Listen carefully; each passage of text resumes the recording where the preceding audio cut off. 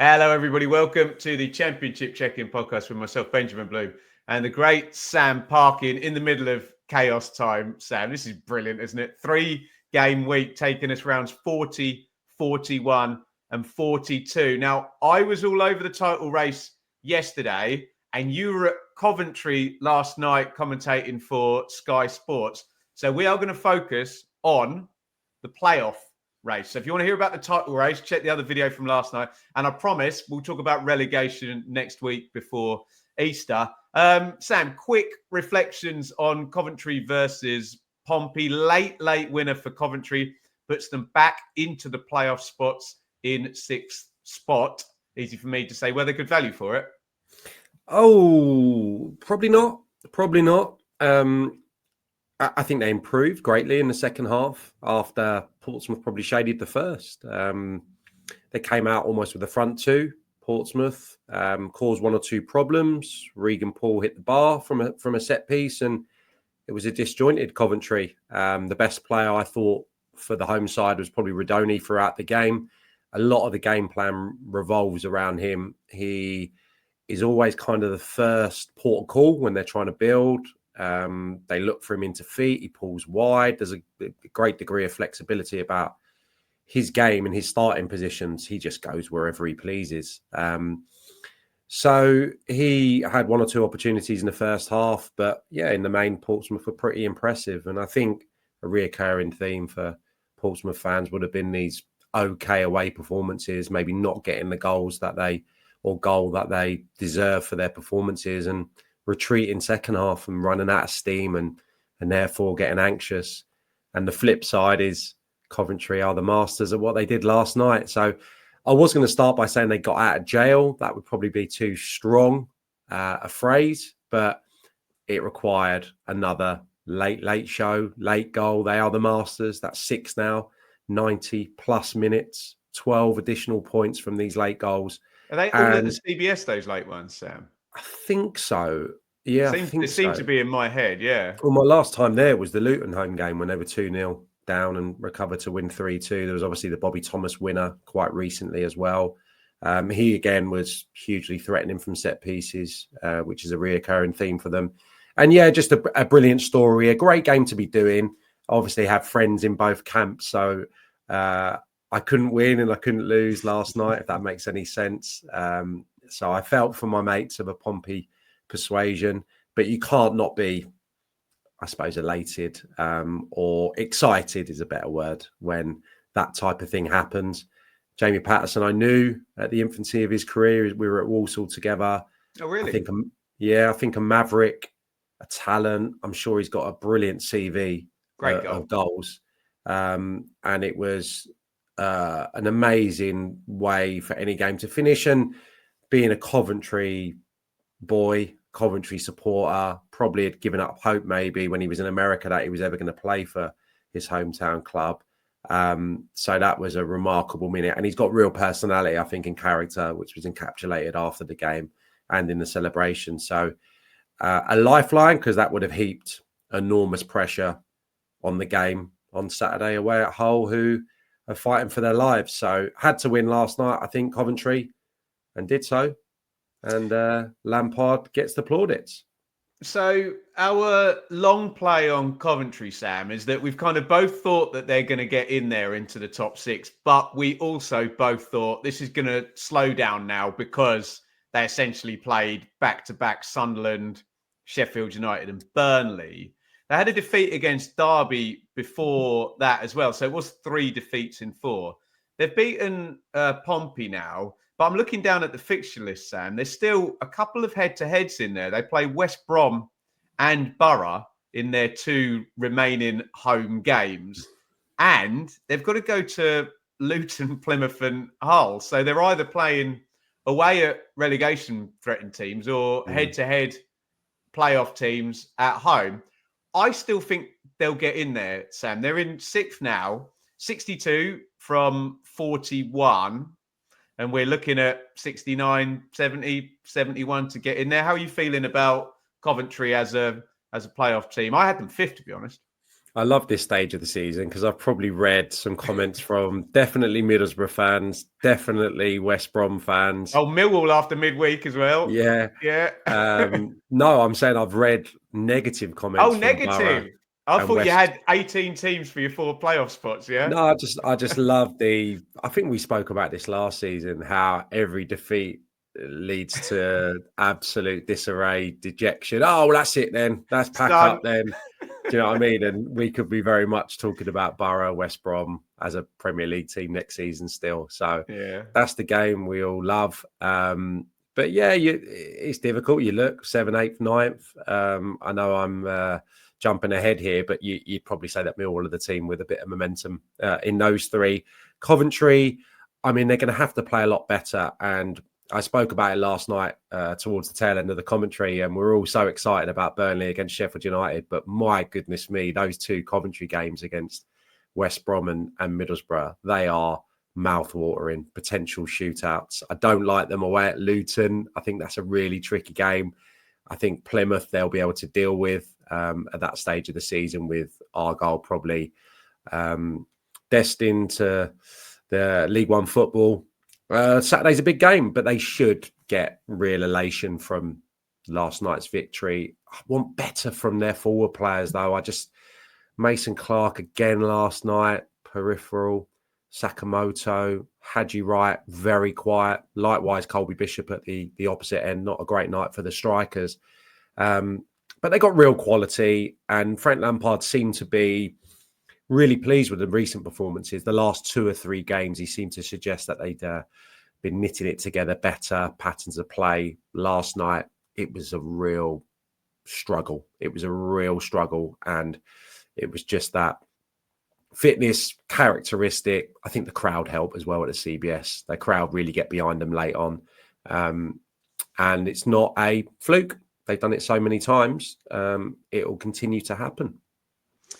So Bristol City were the big winners of this 3-game week so far, and they won very, very late in a head-to-head against West Brom. We'll talk about West Brom, who are really, really trending in the wrong direction now, but we did see this coming a little bit with home games for Bristol City. They've been extremely good at home, and there's always an element of fortune to a 96th minute winner, but they're in there on merit and the door has been opened, frankly, by Coventry's hard run. It's opened up 5th place temporarily.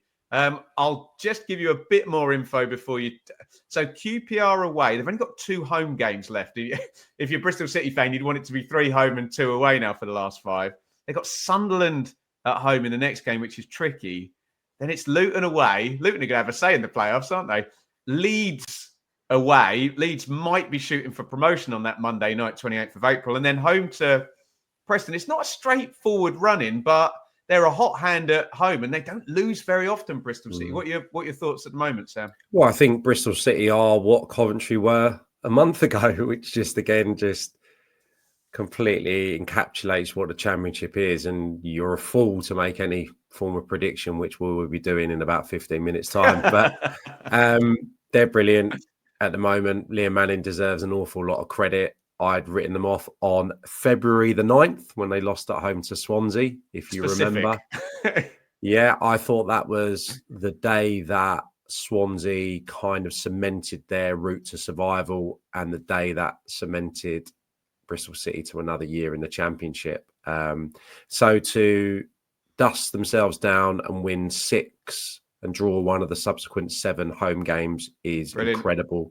1 defeat in 10 Burnley, where I think they were, well beaten in fairness. And just the one change between Saturday and Tuesday. So I think there's continuity in the selection, the shape as well.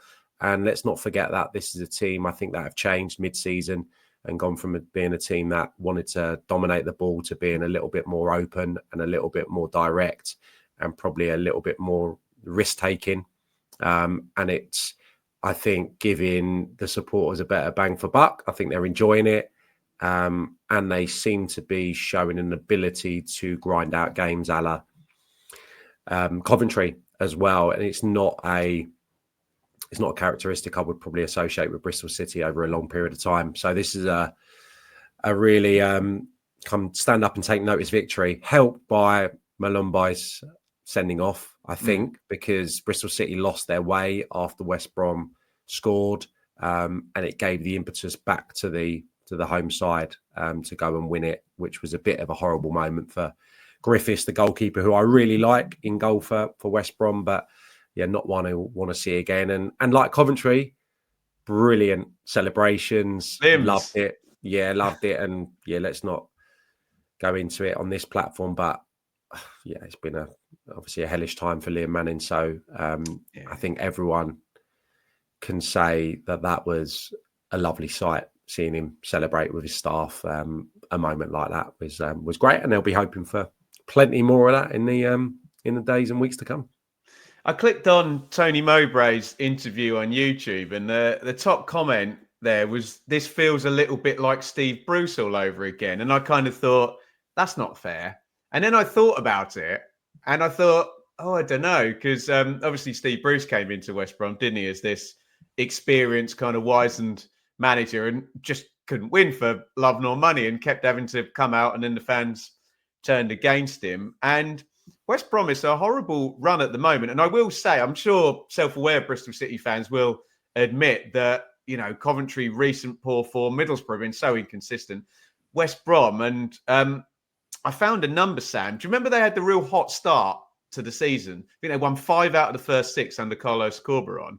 Since then, they've been a bottom half side in terms of the points. They're trending down badly. I think a few people were questioning Mowbray trying to do the thing he did with Armstrong at Blackburn, where they switched the play and he runs in from the left-hand side. He did it with Diaz as well after the fact. But at the moment, Sam, I can only see West Brom continuing to trend down and missing the playoffs.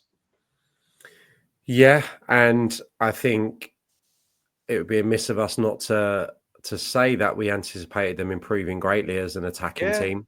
And they're making more chances. It's not scoring them. I thought that, they were unfortunate to lose at home to Sunderland. I think they played pretty well on that day and had enough opportunities. But I expected and was pretty sure that Adam Armstrong would be probably the finest signing in the Championship this season. I thought he would probably catapult them into the playoffs, no question. I think he's got 2 goals. I don't think Carlin Grant has scored this calendar year thus far, I think I read. So they've got a big problem in the forward positions. Only Millwall scored fewer in the top half, which is, I know he's only come in relatively recently, but not, something you'd probably associate with Tony Mowbray. Yes, with West Brom, you'd expect them to win a lot of low margin games, but you'd expect them to have improved in that regard under Mowbray. So not scoring goals, 1 win in 7, horribly out of form. I expect them to beat Watford, however, but Watford could go above them if they win that game. And is that therefore the Hornets back in the reckoning? I would suggest no, but it's still there for one of them, despite Watford being slightly out of form and West Brom hugely. Let's quickly do Middlesbrough. Middlesbrough obviously lost to Leeds in midweek. Are you the same as me, Sam? I just have Middlesbrough as a side that loses to good sides, does well against the not so good sides, which makes them a kind of upper mid-table team. And I can't get a read on. I have felt that the recent run has been relatively soft fixture-wise, and I do think Millwall play. Yeah.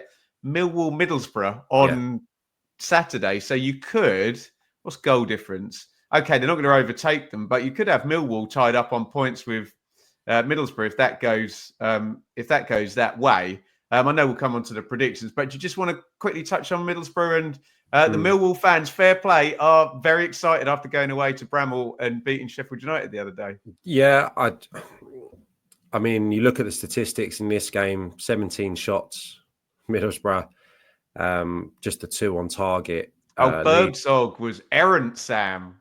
Leeds 5 shots, 3 on target. Obviously, just the 1 goal. It will should have had 3 though. Should have had 3, so it could have been a more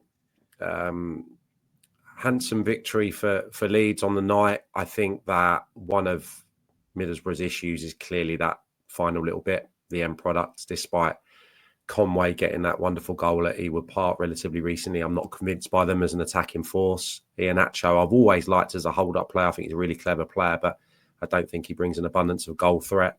I suppose Finn Azaz has had that little dip as well.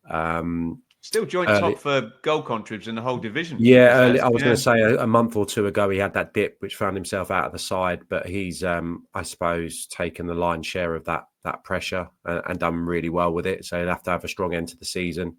Johnny Howson in at centre half and doing very, very well by all accounts. But yeah, I think there's huge question marks about them as well. And Saturday, I wouldn't say it's defining, but that's a challenge for the Middlesbrough players to, after an indifferent, a disappointing result midweek. Maybe on another day they could have got a point. Had the referee been even more favourable towards them, they had a goal chalked off, didn't they? I think that was rightly so. But you catch my drift. It was only 1-0. They could have taken something out of that game. That's a test for the players. I think going to Millwall when that place is going to be absolutely jumping at the weekend because all of a sudden they've got an outside possibility of sneaking in there. And they were brilliant at Bramall Lane, Millwall. I thought it was a superb game plan. I kind of read it as Millwall wanting to congest the middle of the pitch and funnel Sheffield United wide and trust that their centre-halves would repel the balls that were put in by Sheffield United. And I think Alex Neil said as much at the end of the game that Sheffield United put the fewest amount of deliveries in from a certain area. And he clearly trusts Cooper and Crammer and the goalkeeper to deal with those types of scenarios, which they did brilliantly. At the same time, keeping two players up the pitch, which I thought was a really bold strategy throughout. You know, they've played, I think, Coburn and Ivanovic in tandem, maybe 4 games on the spin now. And it causes teams a problem because they're robust, they're physical, and you've got targets to hit at the top end. And Maku came on as well, so he had his legs down the left-hand side, and they should have won probably 2-0, maybe even 3 Millwall. Wow. Despite Sheffield United obviously having some chances in the second half. I just mean in terms of big opportunities on the counter-attack, Millwall probably could have had the game done before the nervous last few minutes. So huge credit to them. Huge credit to them in 2 home victories, narrow ones, Stoke and Pompey. But this was an incredibly eye-catching performance and result. Yeah, and with Millwall, Sam, I was like, nah, no chance, too far back. I was as well, yeah. But if they do a 9-point week, including winning a head-to-head against Middlesbrough, then they do very much go back into their conversation. And we can't sit here and say the door's open and nobody's really consistent below 4th place and see a team on a winning run and not take them seriously. It's the great thing about the playoffs, because 2 months ago when I, by my own admission, wrote Bristol City off, I'm sure the Bristol City fans would have agreed with me. And yeah. I'm sure 3 weeks ago, we were probably playing a little bit of lip service to Millwall when they beat Stoke. Oh, well, they've still got that, they've still got a chance of the playoffs, when nobody in their right mind would have believed that they could make up the distance. So all of a sudden, they win Saturday, they're in it, which is just brilliant for the neutral. Absolutely. Get your thoughts in via the comments on the playoff race. We're focusing Bristol City 5th, Cov 6th, Borough 7th, West Brom 8th. Let's go down Millwall, Watford, and I suppose Norwich have only got to go to Burnley away on Friday to get themselves back involved as well. But get your thoughts down there. Let me do it like that, Sam. You prefer it like that, don't you? Mm-hmm. Down there in the comments. We will talk about relegation next week after this 3-game week. And I've spoken at length about the title race yesterday. So if you can hold out for that or check out the other video. Sam, let's jump into our quiz with our main man, Fev. Fev's Football Analytics on Twitter. Play along. Would you like to ask your question first, Sam, or would you like me to ask you? I'll answer first, please. Oh, interesting. Okay. This week's question for Sam is, can you name the 6 youngest Championship goal scorers this season? So he's given me the 6. You get 4 guesses and you can get a maximum of 3 points. The 6 youngest scorers, I'll give you clues on guesses 3 and 4 if you're struggling, yeah? Right, okay. How many guesses do I get? Are you going to get 4 guesses, maximum of 3 points? Okay, I'll go straight in with Rig. Yeah, and that would have been the lovely back heel, wouldn't it? Early in the season, yeah. What about Yang from last night? QPR. Yeah, Oh, that was going to be one of my clues. Yeah, Yang with the left foot last night. Reason being, I'm not going to have the statistic in front of me. There's an incredible QPR stat that they've had something like 8 teenage goal scorers this season. That doesn't even sound right coming out of my mind. I think all competitions, and they've had 8 dating back like 10 years collectively. Okay, maybe there's a good future there. There we go. Right, right, 2 from 2. What about? I think he's a bit older, but I might have to plump for him. What about Harrison Armstrong at Derby? Mate, you've nailed it. It's a maximum 3 points. That's very, very good. Do you want to try and guess for the 4th, 5th, and 6th? Yeah. Well, no, not really, because I can't think of anyone else. What about Bangura Williams? No. I'm going to put you out of your misery. Freddie Isaka for Plymouth. One for Sheffield United. And, I don't think you got this one. Schwartau for Norwich. Oh, yeah, possibly. He had that little run, didn't he, down the middle? I would have forgotten, yeah. 18-year-olds. Please don't tell me I've got named the oldest scorers, have I? You have, mate, yeah. 6 oldest Championship scorers. Can I bring the table up? Yeah, no problem, yeah. Well, you mentioned Howson earlier. Has he scored this year? He has. And is he in there? He's there. Oh, get in there. Right. He's 36. What about Bannon? Bannon is not there. Oh, how old's Bannon? Is he like 35? Maybe slightly younger than these guys. I spoke to one of these chaps last night. There's a clue for you.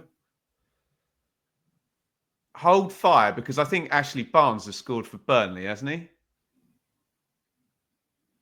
I thought he had, but he's not here. Maybe he's slightly younger than these chaps. So one of these guys plays for Coventry or Pompey then? Correct. Matt Ritchie. Very good. Is that's my 3rd guess, is it? That's 2 from 3. Okay. Right, you come need on. this to match me, don't you? I do. What about Craig Forsyth? He's there, mate. Yeah, 3 from 4. I'll take it. I'm done, mate. Who are the others? All right, so this one, I think... Victor Moses? No, he's not there. So I think 2 of these are gettable. I think you'll be disappointed you haven't got Rodriguez, J-Rod, for Burnley, obviously now Wrexham. Jack Colback as well is gettable, I think. I wouldn't have had him as a goal scorer, though. That's the only thing. Yeah, and this one, just because a little bit... Even seeing him line up for Watford still surprises me a little bit. Sissoko, yeah. Oh, he scored last night. So that's good questions, Fev, because Yang and Sissoko both scored this midweek. Big thanks to Fev. Give him a follow over on Twitter at Fev's Football. In the real world that you live in, the predictions are already out for the weekend, but Sam and I haven't recorded them yet. We are about to do that, so check out the predictions. And I will be back as well for a watch-along of Burnley v Norwich on Friday night. Thanks for watching another Championship Check-In podcast.